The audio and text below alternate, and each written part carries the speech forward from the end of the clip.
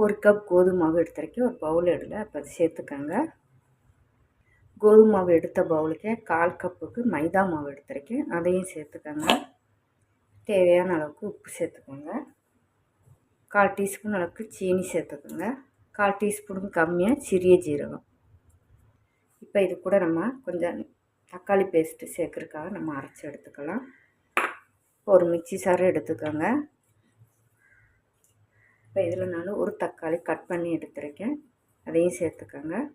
ஒரு துண்டு இஞ்சி, காரத்துக்கு மிளகாய் நல்லா காரமாக இருக்கிறனால நான் ஒரு மிளகாய் எடுத்துருக்கேன். இப்போ இதை நம்ம அரைச்சி எடுத்துக்கலாம். இப்போ ஜீரகம் பொடி இல்லைன்னா நீங்கள் இதிலே கூட நீங்கள் அரைச்சி எடுத்துக்கலாம். நான் ஜீரக பொடி இருந்தாலும் நான் மாவில் சேர்த்துருக்கேன். இப்போ இதை நான் அரைச்சி எடுத்துக்கிறேன். இப்போ இது கூட 2 சின்ன வெங்காயம் சேர்த்துக்கோங்க. இப்போ தக்காளி நம்ம அரைச்சி எடுத்தாச்சு. இதை இப்போ நம்ம எடுத்து வச்ச மாவில் சேர்த்துக்கோங்க.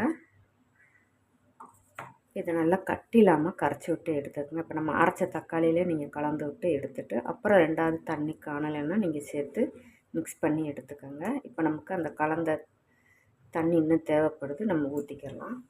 இப்போ மிக்ஸி கலந்த தண்ணி கூட நம்ம சேர்த்துக்கலாம்.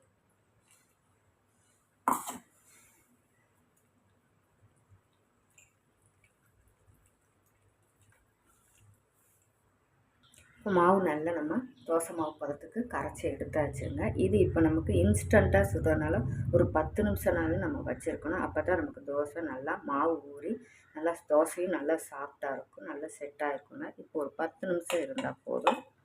இப்போ தோசைக்கல்லும் சூடாகிடுச்சுங்க. இப்போ நம்ம 10 நிமிஷமாக நல்லா மாவு நல்லா ஊறி இருக்குது. இப்போ தோசை ஊற்றி எடுத்துக்கலாம்.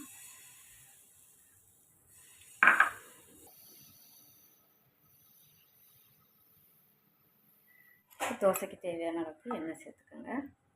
இந்த பக்கம் 2 நிமிஷம், அந்த பக்கம் 2 நிமிஷம் நம்ம விட்டு எடுத்துக்கலாங்க.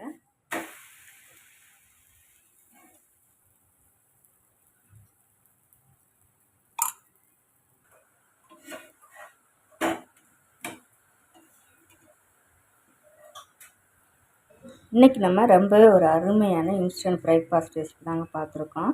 சப்ஸ்கிரைப் பண்ணுங்கள், சப்போர்ட்டு பண்ணுங்கள். தேங்க்யூ.